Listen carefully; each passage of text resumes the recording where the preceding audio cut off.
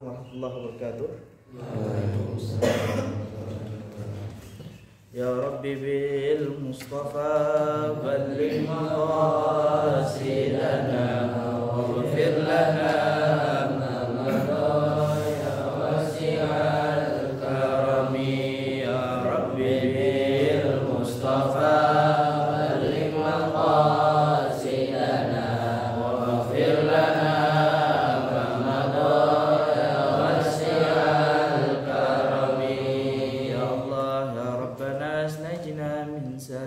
بالولي كتب الأنفاس الحبيب عمر بن عبد الرحمن الوقاص.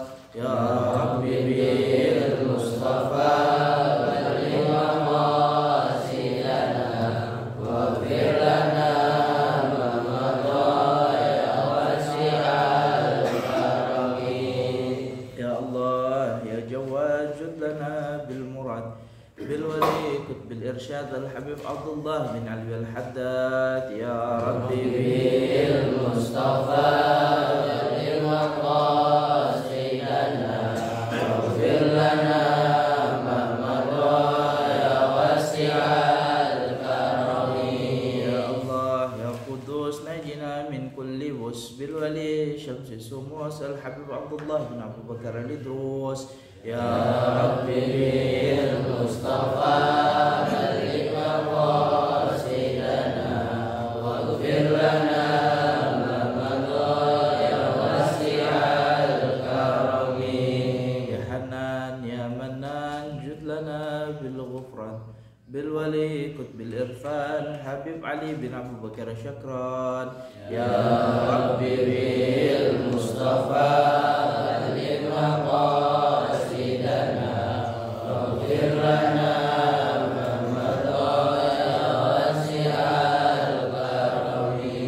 الفاتحة إلى حضرة النبي المصطفى رسول الله صلى الله عليه وسلم وإلى غوث هذا الزمان وعوانه وسائر أولياء الله رضي الله تعالى عنهم، خصوصا إلى سيدنا عبد القادر الجيلاني والإمام فاكر المقدم محمد بن علي بعلوي وإلى أهل الدار كله سيلهم الفاتحة. أعوذ بالله من الشيطان الرجيم. بسم الله الرحمن الرحيم. الحمد لله رب العالمين الرحمن الرحيم مالك يوم الدين إياك نعبد وإياك نستعين اهدنا الصراط المستقيم صراط الذين أنعمت عليهم غير المغضوب عليهم ولا الضالين.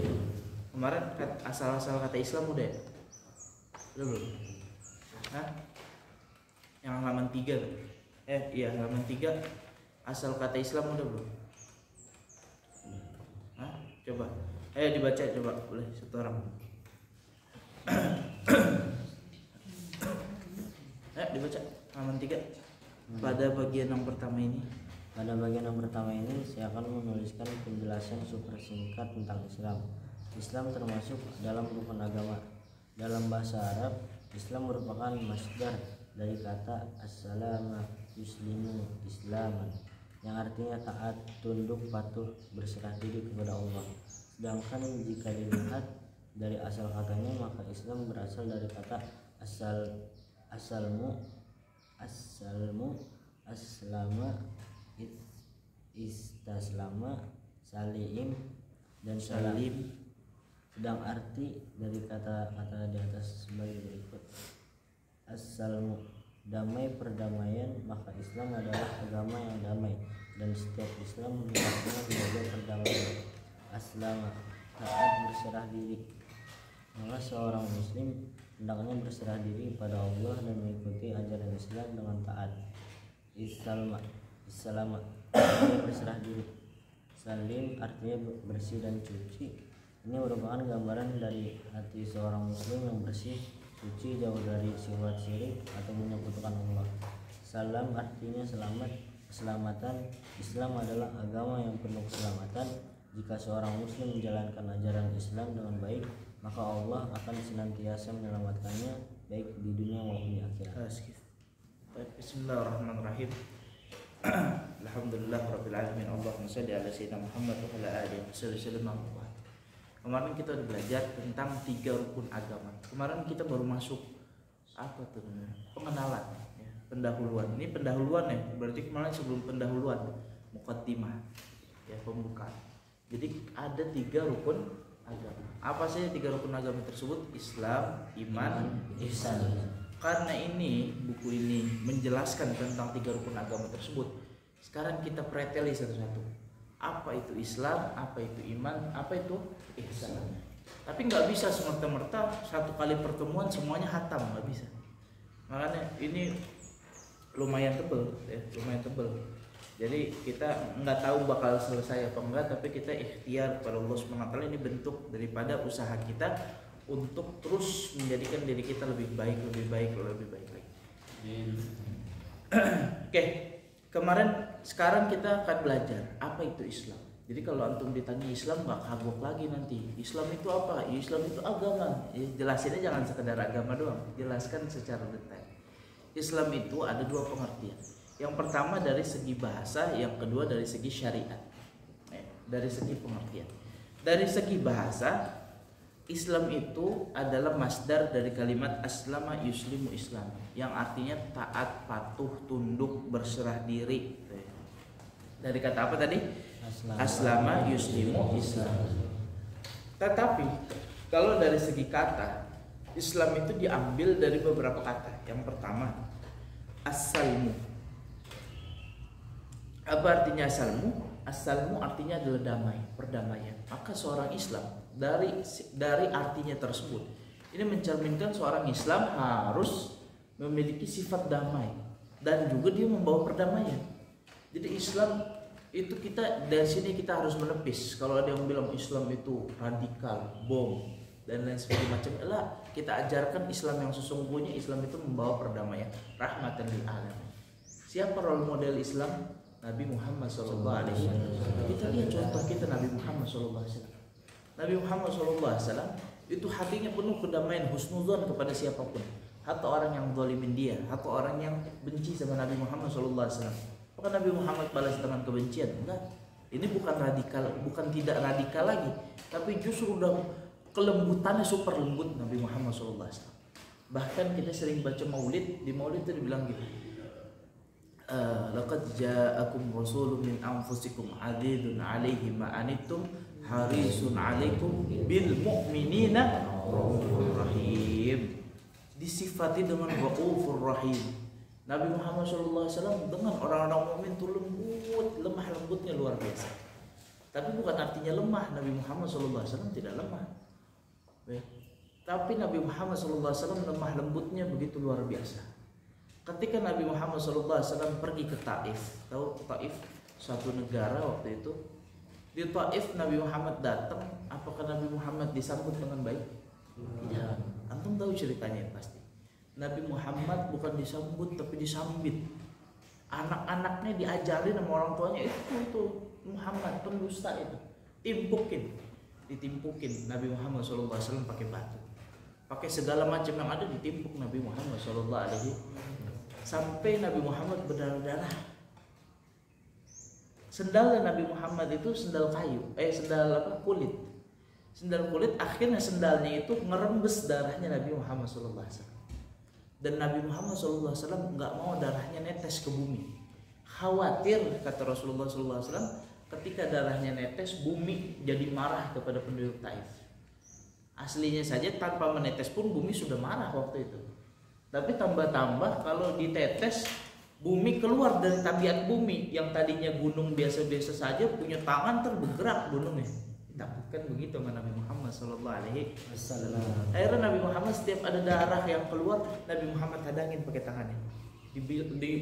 Dilumurin lagi ke badannya agar apa? Tidak menetes ke bumi. Akhirnya kejadian tersebut membuat banyak malaikat marah kepada penduduk Taif. Dikirimlah malaikat-malaikat tersebut 3 utusan. 1 malaikat Jibril dan 2 malaikat penjaga gunung. Ada 3 malaikat yang menghadap Rasulullah SAW.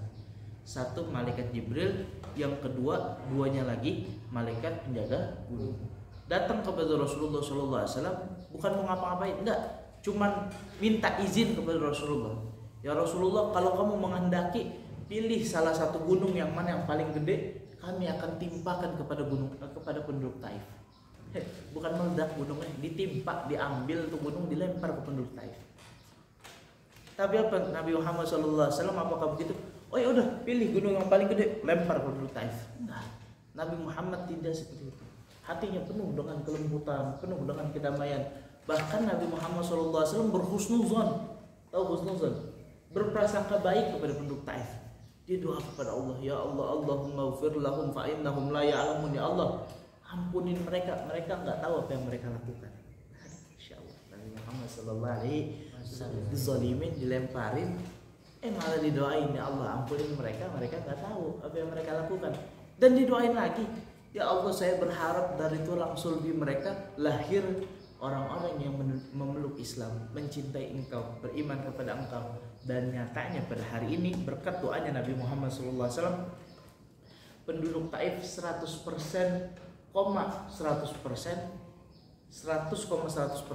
penduduknya semuanya orang-orang Islam. Nggak ada non Islam di Taif, antum cari. Karena berkat doanya Nabi Muhammad SAW. Itu Nabi Muhammad SAW dizalimin, dilemparin, tapi masih mengeluarkan kasih sayang, bahkan husnudzon kepada orang tersebut. Beda ya. Kalau kita ngikutin Nabi Muhammad, maka udah lengkap lah. Ya, udah lengkap bahwasanya Islam itu adalah rahmatan lil alamin yang membawa kepada perdamaian. Jadi nggak ada Islam radikal, Islam yang bom-bom itu nggak ada. Baik, yang kedua diambil dari kata aslama, itu taat, berserah diri. Maka seorang yang muslim dia harus taat kepada Allah, berserah diri kepada Allah, menyerahkan dirinya kepada Allah. Kalau kita sudah menyerahkan diri kita kepada Allah Subhanahu wa taala, insyaallah yang Allah berikan hanya baik. Kita cepetin aja dulu karena kita ada 2 kitab. Yang ketiga adalah istaslama, artinya juga sama, berserah diri. Terus yang keempat salim, salim artinya bersih, suci. Maka seorang muslim itu harus dia memiliki kebersihan, kesucian, kebersihan, kesucian, dan ini secara zahir maupun secara batin. Coba agama mana yang mengajarkan mandi kecil setiap 5 kali sehari? Lah, cuman Islam. Mandi kecil itu wudu, ya. Bagian-bagian yang terlihat dibilas dengan air. Berapa kali sehari? 5 kali. Itu yang wajib, belum yang sunnah. Ya, rata-rata kalau ulama sholat sunnah, semakin rajin sholat sunnahnya, semakin banyak wudunya. Ya. Tapi minimal 5 kali kita basuh tangan kita, muka kita, apalagi kaki kita. Itu agama yang mengajarkan kebersihan ke Islam. Selain kebersihan secara zahir, batinnya juga begitu, bersih. Kita harus menghilangkan sembahan kecuali Allah Subhanahu wa taala. Yang terakhir dari kata salam, ini artinya selamat. Maka orang yang memeluk agama Islam, dia akan selamat baik di dunia maupun di akhirat, tentunya jika dia melaksanakan syariat Islam. Nah, kalau dia Islam cuman dia mabuk, zina, ya wallahu a'lam selamat atau tidak. Oke. Nah, tadi kita sudah bahas Islam secara segi bahasa. Sekarang kita mau tahu Islam daripada segi syariat itu apa? Ya, dibaca lagi coba. Siapa aja? Gantian.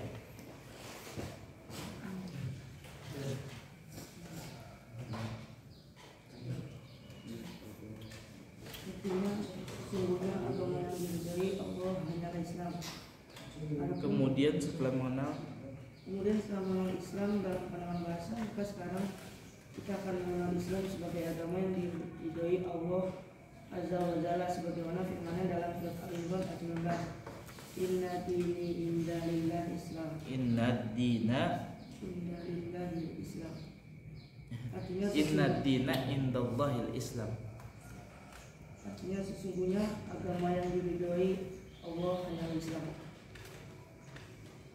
Adapun orang-orang yang memeluk agama Islam disebut muslim bagi laki-laki dan muslimat bagi perempuan. Mereka adalah orang-orang yang mengatakan asyhadu alla ilaha illallah wa asyhadu anna muhammadar rasulullah, yang artinya aku bersaksi bahwa tiada Tuhan selain Allah dan aku bersaksi bahwa Nabi Muhammad adalah utusan Allah. Maka bagi mereka yang mengucapkan 2 kalimat syahadat ini, mereka dapat dikatakan sebagai seorang muslim. Sebagaimana telah dijelaskan di atas bahwa Islam memiliki rukun yang 5, maka insya Allah akan saya tuliskan penjelasan singkat tentang rukun-rukun yang wajib diketahui oleh setiap mukallaf. Baik, tadi kita sudah belajar tentang Islam dari segi bahasa. Sekarang kita akan mempelajari Islam dari segi pengertian. yang mana Islam itu adalah satu-satunya agama yang diridhoi oleh Allah Subhanahu wa taala. Jadi Allah itu mengirim nabi begitu banyak. Ada Nabi Adam, Idris, Nuh, Saleh, Ibrahim, Lut, sampai Nabi Musa, Nabi Isa, Nabi Ibrahim, Nabi siapa lagi? Banyak, Nabi Ismail, Nabi Yahya, sampai yang terakhir Nabi Muhammad sallallahu alaihi wasallam. Semua nabi mengajarkan tentang tauhid. Tauhid. Apa itu tauhid? Tentang mengesahkan Allah. Nabi Ibrahim, apa yang diajarkan oleh Nabi Ibrahim? Nabi Ibrahim itu mikir, apakah Tuhan saya bulan? Yang bulan itu begitu manfaat. Apakah Tuhan saya matahari? Sampai akhirnya Nabi Ibrahim alaihissalam menemukan hakikat Tuhannya hanya satu. Siapa itu? Allah Subhanahu wa taala. Sama juga dengan Nabi Isa, sama juga dengan Nabi Musa, sama semua dengan nabi-nabi yang lain. Semuanya mengajarkan tauhid. Dan juga banyak nabi-nabi yang kita nggak ketahui. Ada namanya Nabi Sam'un. Nabi apa? Sam'un. Nabi Sam'un itu mempunyai kekuatan di rambut. Kalau rambutnya terpotong, maka kekuatannya hilang. Nah, dari agama lain ini dikenal sebagai namanya Samson. Ya, pernah dengar ya? Nabi Samson. Tapi di Islam namanya Sam'un. Nabi Daud itu di ajaran-ajaran lain itu dikenal, tapi dengan nama lain. Terus antum, mohon maaf ini kalau ada yang dengerin selain Muslim, ini kan anak style di YouTube. Kalau ada yang dengerin selain Muslim, mohon maaf jangan tersinggung. Ini dari perspektif Islam. Nabi Isa alaihissalam itu kan punya murid-murid kan, yang kata Simon, Petrus, Andreas, tahu kan itu lagi. Ternyata itu mereka punya nama Islamnya masing-masing. Ya.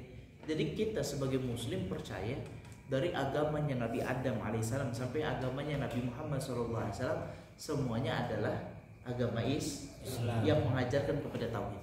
Cuman memang syariatnya beda-beda. Nabi Musa alaihissalam, kalau ada najis yang nempel di baju, bajunya nggak bisa dicuci, tapi dia apa? Dirobek, dibuang. Sisain yang nggak kena najis. Tetapi begitu sampai kepada zaman Nabi Muhammad SAW, syariat ini dihapus, digantikan dengan keringanan yang lebih ringan. Apa itu? Dicuci. Paham ya? Jadi agama itu yang diridhoi oleh Allah Subhanahu wa taala, bukan agama lain. Bukan agama-agama lain. Ya. Tapi apa yang diridhoi? Islam. Bukan Yahudi, bukan Nasrani, bukan Majusi, walaupun mereka sama-sama nyembah Allah. Antum tahu kan? Namanya ada agama-agama apa?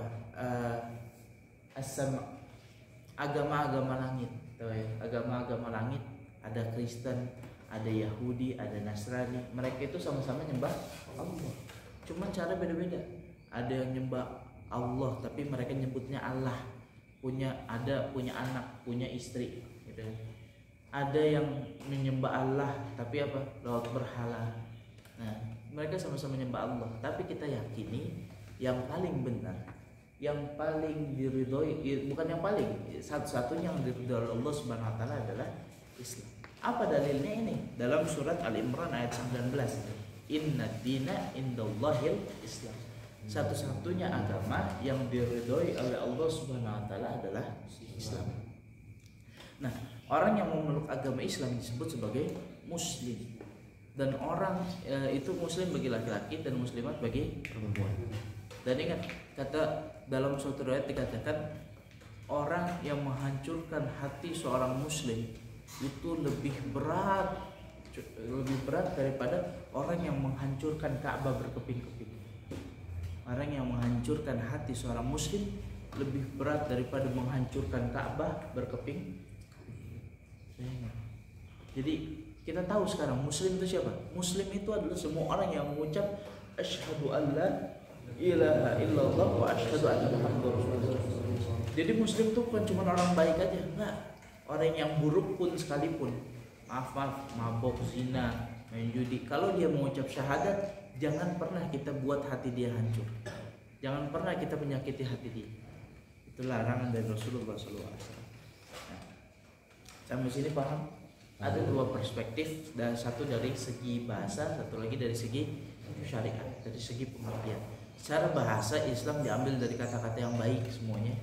yang mencerminkan Islam, dan dari segi pengertian Islam itu adalah satu-satunya agama yang diridhoi oleh Allah Subhanahu wa taala. Penganut Islam itu mereka gampang cara masuknya. Bagaimana? Dengan mereka mau masuk Islam hanya dengan mengucap 2 kalimat syahadah. Enggak ribet, enggak perlu berenang-berenang. Mohon maaf jangan tersinggung yang lain. Oke, Mbak lanjut ini apa? Oke, lanjut ini dulu sedikit. Kan ada lagi tuh satu lagi yang megang kitab.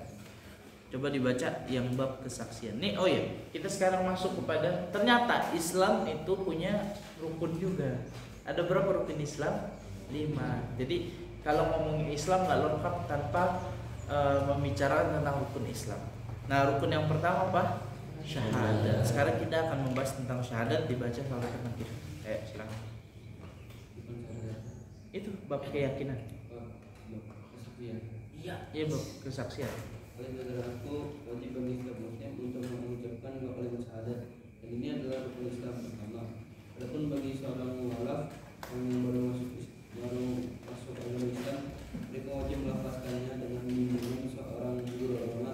Namun bagi seseorang yang lahir muslim cukup sudah mengucapkan syahadat ketika sholat di posisi tahiyat. Maka syahadat bukan hanya diucapkan namun juga harus dipahami dan diyakini akan maknanya. Oke, jadi syahadat itu adalah kesaksian. Di sini anak nulisnya bukan bab syahadat tapi bab kesaksian. Ternyata semua orang muslim wajib mengucap syahadat, baik yang terlahir sebagai muslim ataupun yang baru mau masuk Islam. Kalau orang yang baru mau masuk Islam, dia wajib mengucap syahadat ditemani atau didampingi oleh seorang ahli agama. Ya, karena apa? Kalau tidak didampingi oleh ahli agama, dia asal mengucap, dan mengucap itu ya, itu yang pertama. Kalau orang dari non muslim mau masuk Islam, mereka harus mengucap syahadat ditemenin atau didampingi oleh seorang ahli agama. Yang kedua, kalau misalkan dia terlahir sebagai muslim, masih wajib gak dia mengucap syahadat? Wajib. Kapan waktunya? Setiap sholat di tahiyat terakhir. Ya, antum kalau lagi tahiyat baca tasyahud akhir, baca asyhadu an la ilaha illallah wa asyhadu anna muhammadar rasulullah. Nah, itu bukan hanya sekedar ucapan, tapi harus juga memahami makna. Oleh karena itu, ketika ada seseorang yang dia mengucap syahadat tanpa paham maknanya, maka dia tidak sah menjadi seorang muslim. Misalkan, maaf, ada di Ome TV ada konten prank, orang yang tidak paham ditalkin syahadat. Ayo bilang, say asyhadu alla ilaha. Tahu kan di TikTok ada konten seperti itu? Tiba-tiba bilang, ternyata ya kamu telah masuk Islam. Dia teriak-teriak akhirnya. Lah, itu tidak sah Islamnya. Tidak sah. Karena apa? Kenapa tidak sah? Karena dia sekedar mengucap tanpa memahami makna. Ya, tanpa memahami maknanya, apa maksudnya mengucap itu. Jadi salah kalau misalkan mengucap saja tanpa mengetahui makna, tidak sah keislamannya. Ya, tapi jangan sampai kita menuduh orang tidak serius dalam masuk Islam. Maksudnya seperti apa? Walaupun dia orang kafir, tiba-tiba dia mengucap asyhadu alla ilaha illallah wa asyhadu anna muhammadar rasulullah. Terus kita bilang, paling itu orang gak paham maknanya, paling itu orang bercanda. Lah, jangan. Urusan dia masuk Islamnya sah atau tidak, itu urusan dia sama Allah. Kita nggak ada kewajiban buat gugat. Dulu ada sahabat Rasulullah SAW, namanya Allahumma shalli ala sayyidina Muhammad. Namanya lupa siapa. Tapi dia sahabat Rasulullah SAW, panglima. Padahal masih kecil, tapi sudah jadi panglima. Dia melihat tiba-tiba ada musuhnya, orang kafir. Ingat, orang muslim itu darahnya halal atau haram? Haram. Nggak boleh dibunuh orang muslim kecuali atas hak-hak yang beberapa hak. Nanti bukan pembahasan kita. Nah, jadi seorang muslim itu haram buat dibunuh. Ada suatu peperangan, tiba-tiba orang kafir udah jatuh sama orang muslim ini, sahabat Rasulullah udah pengen dipenggal. Tapi tiba-tiba dia mengucap asyhadu alla ilaha illallah wa asyhadu anna muhammadar rasulullah. Harusnya secara peraturan dia haram buat dia apa? Bunuh. Karena apa? Dia sudah masuk Islam. Karena pilihannya 3, mau masuk Islam, mau bayar pajak atau mau apa lagi tuh biasanya. Ya, ana juga kurang tahu. Jadi pokoknya kejadiannya nih orang udah jatuh, udah pengen ditebas, tapi dia bilang tiba-tiba asyhadu alla ilaha illallah asyhadu anna muhammadar rasulullah dengan cepat. Tapi ini sahabat Rasulullah SAW, dia namanya Usama, anda baru ingat. Alhamdulillah. Namanya siapa? Usama. Tapi si Usama ini sahabat Rasulullah, dia nggak mau tahu, dia tetap bunuh itu orang. Walaupun dia sudah mengucap syahadat. Akhirnya sahabat-sahabat yang lain ngadu kepada Rasulullah, wahai Rasulullah, itu ada Usama, orang udah mengucap syahadat Rasulullah, tapi tetap dibunuh. Dipanggillah si Usama, ditanya, Usama kenapa? Orang udah mengucap syahadat tetap kamu bunuh. Apa kata Usama? Wahai Rasulullah, itu syahadat palsu nih. Karena takut saya bunuh, dia mengucap syahadat. Apa kata Rasulullah SAW? Kamu nggak boleh ngecap seperti itu. Ya, yang penting dia sudah mengucap syahadat, dia saudara kita. Urusan dia palsu atau tidak palsu itu adalah urusan dia sama Allah Subhanahu wa ta'ala. Wallahu a'lam bishawab. Sekarang kitab selanjutnya. Bismillahirrahmanirrahim. Kitabnya nasihat-nasihat daripada Al-Imam Ibnu Athaillah Sakandari. Kemarin kita sudah belajar tentang bahwasanya pertama tidak boleh bergantung kepada amal, benar gak? Benar. Ya, yang kedua kita udah belajar ada dua kedudukan besar, tajrid dan juga sabab. Tajrid yang boleh fokus kepada Allah selama-lamanya, sabab harus mikirin dunia juga dikit-dikit, entah istrinya, entah anaknya, entah jabatannya, paham ya? Nah sekarang kita yang ketiga. Bismillahirrahmanirrahim. Qala al-musannif sawabikul himami la tahruqu aswarul aqdar. Kata Al-Imam Ibnu Athaillah Sakandari, ini pendek cuman syarahannya bisa 3 jam sebenarnya. Kata Al-Imam Ibnu Athaillah Sakandari, sawabikul himami, semangatmu dalam melakukan suatu kebaikan. Semangat kita kadang-kadang al-iman yazidu wal yanqus. Iman itu kadang naik kadang yazidu bil ta'ah wa yanqus bil ma'siyah. Kalau lagi naik itu pasti gara-gara ketaatan kita. Tapi kalau lagi turun gara-gara kemaksiatan. Nah, ini kata Imam Ibnu Athaillah Sakandari, kalau kamu lagi semangat dalam melakukan hal kebaikan, la tahruqu aswarul aqdar. Tetap semangatmu itu tidak akan bisa menggoyahkan pagar-pagar takdir. Paham sampai sini? Oh, pasti belum paham dulu. Maksudnya apa? Semangat tuh pagar takdir, iya. Allah Subhanahu wa taala telah menetapkan takdir kepada setiap manusia. Misalkan adik kuate kan namanya. Adik kuate nanti meninggalnya jam berapa? Itu sudah ditetapkan oleh Allah Subhanahu wa taala. Misalkan siapa lagi? Fatir nanti jadi orang kaya atau orang miskin, sudah ditetapkan oleh Allah Subhanahu wa taala. Manusia tidak akan bisa ganggu gugat. Mau dia kerja kepala jadi kaki, kaki jadi kepala, bahasa gaulnya sekarang gitu kan. Dari kepala jadi kaki, kaki jadi kepala, banting tulang. Kalau Allah takdirkan dia miskin, dia nggak bakal kaya. Nah, terus gimana Ustaz? Apakah kita harus diem aja? Karena semuanya sudah ditakdirkan oleh Allah Subhanahu wa taala. Nah, jangan diem aja. Kalau diem aja minal jahilin itu, daripada orang-orang bodoh. Dia harus gerak tetap. Karena apa?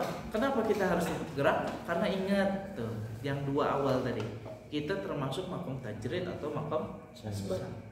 Kalau makom tajrid engkau diam saja beribadah pada Allah sah. Tapi kalau makom asbab enggak, kamu harus cari rezeki. Buat siapa? Anak, buat istri, buat keluarga, buat umat, harus. Maka apa? Tapi yang kamu perlu tahu, ini kata Imam Athaillah Sakandari, kamu tugasnya cuma kerja aja. Tugasnya cuma kerja. Cari nafkah buat anak istri, cari nafkah. Tapi kalau misalkan hari itu nggak dapat rezeki sama sekali, apakah dia berdosa? Nggak berdosa, karena dia telah berusaha. Ya. Kalau dia udah kerja, tapi tiba-tiba emang nggak dapat duit, kerjanya nggak malas-malas tapi nggak dapat duit, udah jualan tapi tetap nggak dapat duit, maka dia nggak berdosa. Tapi kalau dia kerjaannya di rumah, ngeliatin burung ya pakai kaos kutang, gitu, nungguin lomba burung tapi nggak lomba-lomba, ya kan? Akhirnya istrinya nggak makan, anaknya juga nggak makan. Ingat, sama-sama nggak makan, cuman yang satu usaha, yang satu nggak usaha. Maka yang nggak usaha ini dosa apa enggak? Dosa. Karena apa? Dia tidak memenuhi kebutuhan istrinya. Ustadz yang satu juga nggak memenuhi kebutuhan istri, iya, tapi dia bedanya dia berusaha. Karena urusan hasil itu adalah urusannya Allah Subhanahu wa Ta'ala. Kita nggak bisa menggoyangkan hasil yang telah ditetapkan oleh Allah. Maka kuncinya apa? Kita berusaha lebih boleh, tapi ingat harus juga berdoa lebih. Jangan sampai berusaha lebih, tapi kita nggak berdoa kepada Allah, ya takdirnya mandat akhirnya. Ya, paham tuh? Jadi Mu'tazilah Sekandari menjelaskan simpelnya begini loh. Kamu mau usaha sebesar apapun, kalau Allah sudah menakdirkan itu, ya itu, nggak bisa yang lain. Ada orang yang kerjanya malas-malasan, ada apa nggak? Tapi ternyata hasilnya kaya. Kerjanya cuman ya kayak orang nganggur, cuman kayaknya kayak luar biasa. Ada apa nggak? Ada, karena orang apa? Allah sudah takdirin dia kaya. Mau dia malas-malasan siapapun, dia tetap kaya juga karena takdir Allah Subhanahu wa Ta'ala. Tapi ini bukan alasan kita buat artinya menyerahkan semuanya kepada Allah Subhanahu wa Ta'ala takdir kita, tidak. Tapi apa? Kita berusaha. Nanti Allah yang menentukan hasil. Antum tahu kan, antum sering tuh di kalangan santri mudabir sering ngomong, al-insanu bitafkir wallahu bitakdir. Manusia cuma bisa berusaha nentuin. Ntar yang menetapkan hasilnya siapa? Allah Subhanahu wa Ta'ala. Baik ya. Kita belajar ilmu syariat dasarnya sudah, belajar kelengkapan tasawuf dikit-dikit juga sudah. Kita kalau sudah paham hikam sebelumnya dan saat ini, hidup kita akan menjadi lebih tenang. Nanti tiba-tiba gini, wah, gua kayaknya bahasa kasar ya, bahasa Betawinya bilang, gua kayaknya tadi udah nggak ngomong bahasa Indonesia sama sekali hari ini, tapi kok kena dakwah juga. Maka hatinya nggak risau sekarang. Udah belajar hikam ini. Oh ternyata mau usaha apapun, kalau Allah takdirin kena dakwah ya kena dakwah. Dan ingat itu dari siapa? Dari Allah, bukan dari manusia. Wah kayaknya gue jalan udah hati-hati kok masih jatuh. Itu bukan engkau salahnya. Memang Allah pengen engkau jatuh. Biar apa? Dosa-dosanya diampunin oleh Allah Subhanahu wa Ta'ala. Dulu ada sahabat Rasul namanya Ummul Haitam. Itu siapa? Ana lupa namanya siapa. Ada Haitamnya. Sahabat Rasulullah SAW ini buta, tapi dia paksain lagi keadaan habis hujan licin, dia paksain ke masjid.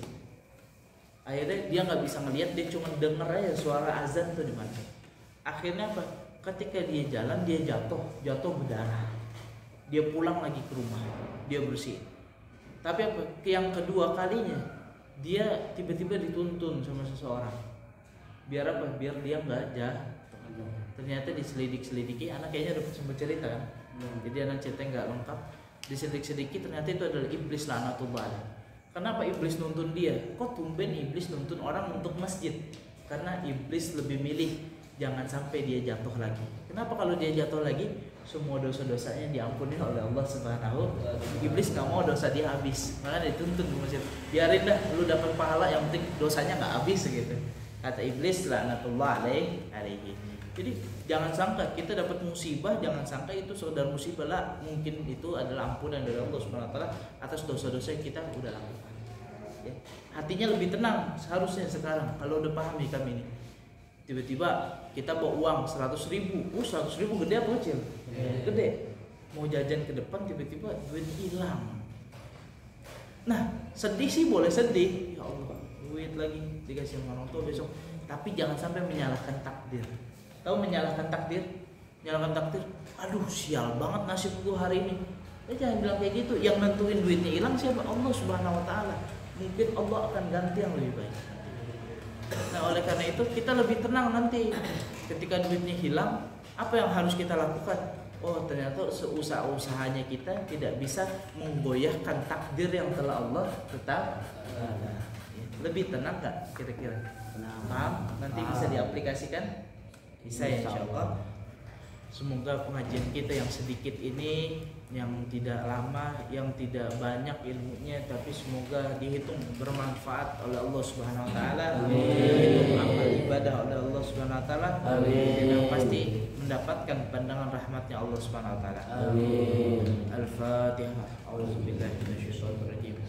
Bismillahirrahmanirrahim. Alhamdulillahirabbil alamin arrahmanir rahim maliki yaumiddin. Iyyaka na'budu wa iyyaka nasta'in. Shiratal ladzina an'amta 'alaihim ghairil maghdubi 'alaihim waladdallin.